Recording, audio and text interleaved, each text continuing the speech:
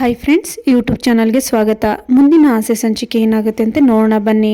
ಶುರುವಿನಲ್ಲಿ ಮೀನಾ ಹೇಳ್ತಾಳೆ ರೋಹಿಣಿ ತಾಯಿಗೆ, ಅಮ್ಮ ನೀವೇನು ಭಯ ಪಡಬೇಡಿ, ಈಗ ಕ್ರಿಶ್ಗೆ ಬ್ಯಾಂಡೇಜ್ ತೆಗಿತಾರೆ, ಆಮೇಲೆ ಸರಿಯಾಗುತ್ತೆ, ನೀವೇನು ಭಯ ಪಡಬೇಡಿ ಅಂತ ಹೇಳಿ ಮೀನಾ ಹೇಳ್ತಾಳೆ ರೋಹಿಣಿ ತಾಯಿಗೆ.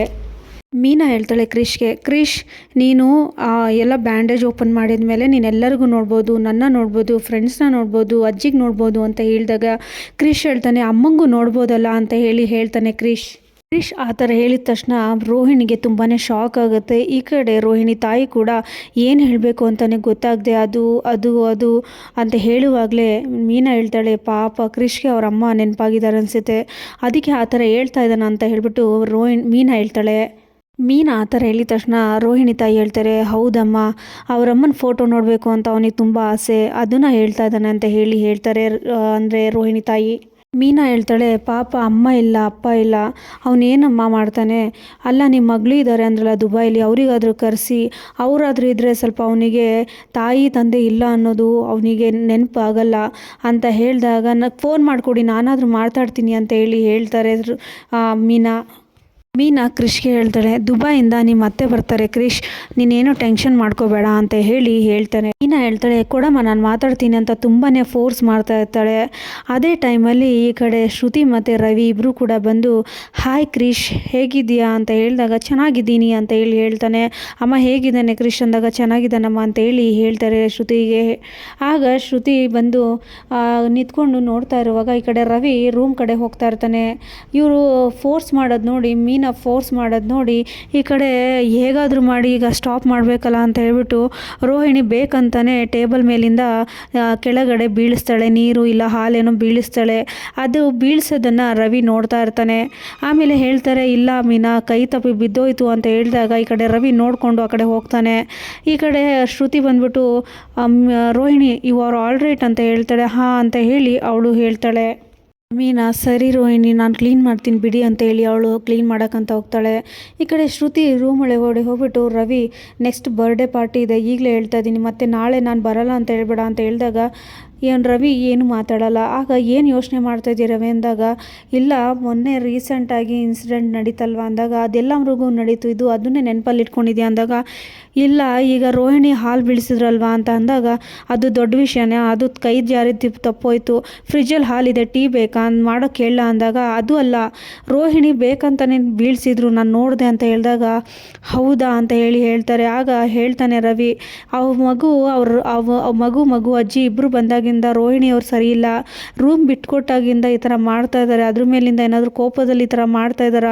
ಮೀನಾ ಅವರು ಫೋನ್ ಮಾಡಿಕೊಡಿ ಅಂತ ಹೇಳಿದಾಗಲೂ ಕೂಡ ಅವ್ರು ಹಾಲು ಬೀಳಿಸ್ತಿದ್ರು, ಯಾಕಂತ ಗೊತ್ತಿಲ್ಲ ಅಂತ ಹೇಳ್ಬಿಟ್ಟು ರವಿ ಶ್ರುತಿ ಹತ್ರ ಮಾತಾಡ್ತಾ ಇರ್ತಾರೆ. ಶ್ರುತಿ ಹೇಳ್ತಾಳೆ, ಇನ್ನೂ ಕೂಡ ರೂಮ್ದು ಸಾಲೋನೇ ಆಗಿಲ್ಲ, ಯಾವಾಗ ನೋಡಿದ್ರು ಈ ಥರ ಮಾಡ್ತಿರ್ತಾರೆ, ಮನೋಜ್ ನೋಡಿದರೆ ರೂಮ್ ಅಂತಿರ್ತಾರೆ, ಏನು ಮಾಡಬೇಕು ಅಂತಲೇ ಗೊತ್ತಿಲ್ಲ ಅಂತ ಹೇಳ್ಬಿಟ್ಟು ಶ್ರುತಿ ಹೇಳ್ತಾಳೆ. ರವಿ ಹೇಳ್ತಾನೆ, ಯಾಕೋ ರೋಹಿಣಿ ಅವ್ರು ಬಂದಾಗಿಂದ ಸರಿ ಇಲ್ಲ ಅಂತ ಹೇಳಿದಾಗ ಶ್ರುತಿ ಹೇಳ್ತಾಳೆ, ಸರಿ ಅದನ್ನು ಕೇಳಬೇಕು ಅಂದಾಗ ಯಾರಿಗೆ ಅಂದ ಅವರಿಗೆ ಕೇಳ್ತೀನಿ ಇರು ಅಂತ ಹೋಗ್ತಾ ಇರ್ತಾಳೆ. ಅಷ್ಟರಲ್ಲಿ ರವಿ ಹಿಡಿದ್ಬಿಟ್ಟು, ಬೇಡ ಶ್ರುತಿ ಏನಿದು ಡೈರೆಕ್ಟಾಗಿ ಹೋಗಿ ಕೇಳಿದ್ರೆ ಏನು ಅನ್ಕೊಳ್ಳಲ್ಲ ಅಂತ ಹೇಳ್ತಾರೆ. ಶಾಂತಿ ರಂಗನಾಥ್ ಇಬ್ಬರು ಕೂಡ ದೇವಸ್ಥಾನಕ್ಕೆ ಹೋಗಿರೋರು ಬರ್ತಾರೆ. ಬಂದ್ಬಿಟ್ಟು ರಂಗನಾಥ್ ಅವರು ಎಲ್ಲೋ ಹೊರಗಡೆ ಹೋಗ್ತಾರೆ. ಶಾಂತಿ ಒಳಗಡೆ ಬಂದ್ಬಿಟ್ಟು ಮೀನಾ ಹೊರಗಡೆ ಮೇಲೆ ಬಟ್ಟೆ ಒಣಗ್ಸಕ್ಕಂತ ಹೋಗಿರ್ತಾಳೆ. ಶಾಂತಿ ಬಂದಮೇಲೆ ಮಗುನ ನೋಡ್ಬಿಟ್ಟು, ಲೇ ರೋಹಿಣಿ ಇನ್ನೂ ಹೋಗಿಲ್ವೇನೆ ಅವರು ಅಂತ ಅಂದಾಗ, ಇಲ್ಲ ಅತ್ತೆ ಅಷ್ಟರಲ್ಲಿ ಸೂರ್ಯ ಅವ್ರು ಬಂದ್ಬಿಟ್ರು ಅಂದಾಗ, ನಾನು ಇದಕ್ಕೋಸ್ಕರನೇ ಪ್ಲ್ಯಾನ್ ಮಾಡಿ ನನಗೆ ಆಚೆ ಕರೆದ, ನಾನು ಇದುವರೆಗೂ ಈ ಚೇರ್ ಮೇಲೆ ಯಾರೂ ಕೂತಿರ್ಲಿಲ್ಲ, ಈ ಮಗು ಕೂತಿದೆ ಅಂತ ಹೇಳಿ ಆ ಮಗುನ ಇಳಿಯೋ ಕೆಳಗಡೆ ಇಳಿಯೋ ಅಂತ ಹೇಳ್ಬಿಟ್ಟು ಎಳೆದ್ಬಿಟ್ಟು ಹಾಕ್ತಾರೆ. ಅದನ್ನು ನೋಡಿ ರೋಹಿಣಿಗೆ ತುಂಬಾ ಬೇಜಾರಾಗುತ್ತೆ, ಕಣ್ಣಲ್ಲಿ ನೀರು ಬರುತ್ತೆ. ಅಜ್ಜಿ ಅಂತ ಹೇಳ್ತಾ ಇರ್ತಾನೆ.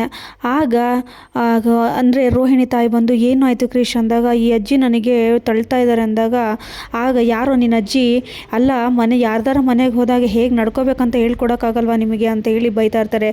ತಂದೆ ತಾಯಿ ಇದ್ದಿದ್ರೆ ಹೇಳ್ಕೊಡೋರು, ತಂದೆ ತಾಯಿ ಇಲ್ವಲ್ಲ ಇನ್ನೇನು ಹೇಳ್ಕೊಡ್ತಾರೆ ಅಂತ ಬೈತಾರೆ.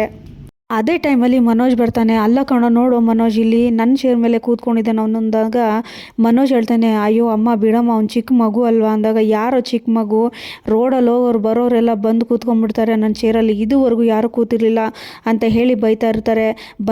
ಹೋದ್ರಾ ಅಂತ ಇರಬೇಕು, ಆ ಮೀನನ ಥರನೇ ಎಲ್ಲರಿಗೂ ಕರ್ಕೊಂಬಂದು ಕೂರಿಸ್ಕೊಳ್ಳೋದು, ಆ ಮೀನಂಗೆ ಬುದ್ಧಿ ಇಲ್ಲ ಅಂತ ಹೇಳ್ತಾ ಇರ್ತಾರೆ. ಮೀನಾ ಬಂದ್ಬಿಟ್ಟು, ಅತ್ತೆ ಏನಾಯಿತು ಅಂದಾಗ, ಅಲ್ಲ ಕಣೆ ಈಗ ಇವ್ನು ನನ್ನ ಚೇರ್ ಮೇಲೆ ಕೂತ್ಕೊಂಡಿದ್ದಾನಂದರೆ ಏನಾಯ್ತತೆ, ಚಿಕ್ಕ ಮಗು ಅಲ್ವಾ ಅಂದಾಗ ಏನೇ ನೀನು ಆ ಥರ ಹೇಳ್ತೀಯ ಅಂತ ಹೇಳಿ ಬೈತಾ ಇರ್ತಾರೆ.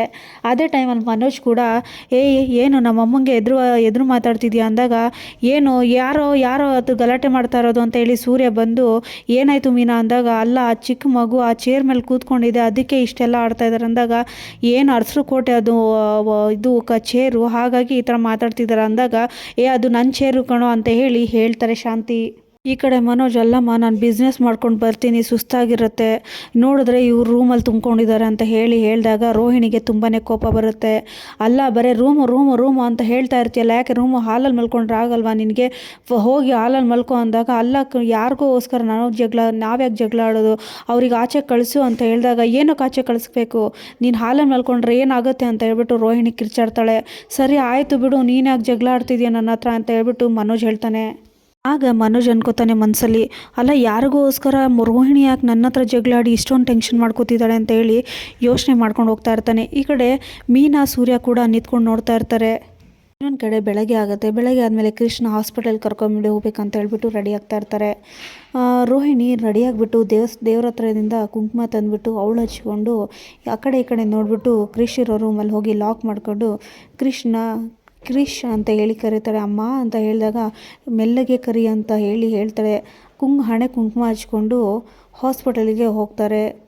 ಇಲ್ಲಿಗೆ ಈ ಸಂಚಿಕೆ ಮುಕ್ತ ಆಗುತ್ತೆ. ಮುಂದಿನ ಸಂಚಿಕೆಯಾಗಿ ಕಾಯ್ತಾರೆ ಅಂತ ಹೇಳ್ತಾ ಎಲ್ಲರಿಗೂ ಧನ್ಯವಾದಗಳು.